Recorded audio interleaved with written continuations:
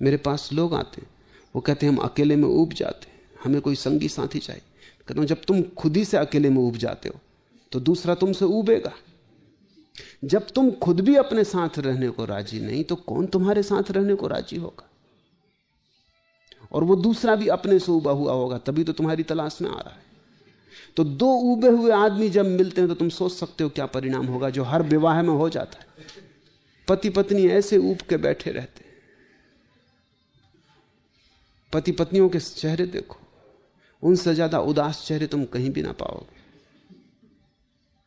अगर तुम पुरुष को जरा प्रसन्न देखो तो समझना कि पत्नी उसकी नहीं है जो पास बैठी, किसी और की होगी। अगर पुरुष को तुम रास्ते पे किसी स्त्री के साथ चलते हुए आनंद भाव में देखो, ये उसकी पत्नी नहीं, क्योंकि उसकी पत्नी के साथ तो वह ऐसा डरा हुआ और कपा हुआ और उदास और उबा हुआ चलता है कि तुम देख ही सकते हो, फौरन पहचान सकते हो। मुल्ला नसरुद्दीन ने एक दिन मुझसे कहा कि मैं आदमियों को देख के बता सकता हूं कि आदमी विवाहित है कि गैर विवाहित। मैंने कहा जरा मुश्किल मामला है। खैर,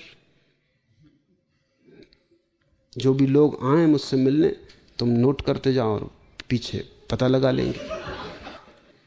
उसने नोट किया और उसने बिल्कुल ठीक ठीक बता दिया। मैं थोड़ा हैरान हुआ कि तरकीब क्या है तेरी। उसने कहा तरकीब ये है, जो आदमी शादीशुदा है वो बाहर पड़े हुए बिछावन पर पैर पहुंचता है, जो गैर शादीशुदा है वो सीधा चला आता है। पत्नी का भय, तो कौन पहुंचता है पैर? अभ्यस्त हो गए हैं वो।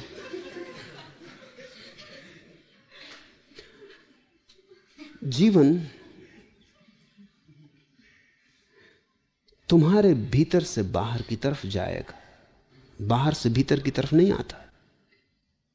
तुमने अगर अपने को प्रेम किया है तो तुम पाओगे बहुत लोग तुम्हें प्रेम करेंगे। तुम अगर अपने को प्रेम करने में समर्थ हो गए तो तुम पाओगे अनंत अनंत प्राणों से तुम्हारी तरफ प्रेम की धारा बहनी शुरू हो जाती। तुमने अगर अपने को प्रेम न कर पाए, जो कि तुम्हारे साधुओं की शिक्षा के कारण असंभव हो गया है, तो तुम्हें कोई भी प्रेम न कर सकेगा।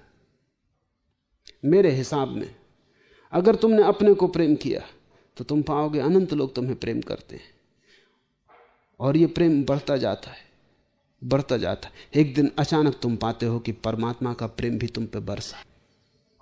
तुम योग्य होते जाते हो, तुम इतने योग्य होते जाते हो, तुम अपने आप में इतने पूरे होते जाते हो कि वही प्रेम की पूर्णता एक दिन तुम्हारे ऊपर परमात्मा की वर्षा बनेगी। परमात्मा को खोजने तुम जाओगे कहां? उसका कोई पता ठिकाना नहीं। सच तो यह है कि परमात्मा तक कोई आदमी कभी नहीं पहुंचता। जब भी घटना घटती परमात्मा आदमी तक आता है, इसके अतिरिक्त रास्ता भी नहीं है। जिस दिन तुम योग्य हो और तुम अपने प्रेम से इतने परिपूर्ण हो और तुम इतने तृप्त हो अपने प्रेम से, तुम्हारे जीवन में कोई शिकायत नहीं है, कोई भिक्षा की इच्छा नहीं रही। अब तुम सम्राट हो गए हो, तुम आनंदित हो, जो तुम्हें मिला है बहुत है। ऐसी भाव दशा में अचानक एक दिन द्वार पर दस्तक पड़ती, परमात्मा द्वार पर खड़ा है। अपने को प्रेम करो। अब तब बड़ी कठिनाई होगी। जैसे जैसे तुम अपने को प्रेम करोगे तुम अपने को बदलने भी लगोगे, क्योंकि प्रेम के योग्य भी तो बनाना होगा। एक बार तुम्हें यह ख्याल आ जाएगा अपने को प्रेम करना है तो तुम्हें बहुत सी क्षुद्रताएं दिखाई पड़ने लगेंगी जो कि प्रेम ना करने देंगी। उन क्षुद्रताओं को तुम्हें छोड़ देना होगा, वो तुम्हारी समझ से छूट जाएंगी।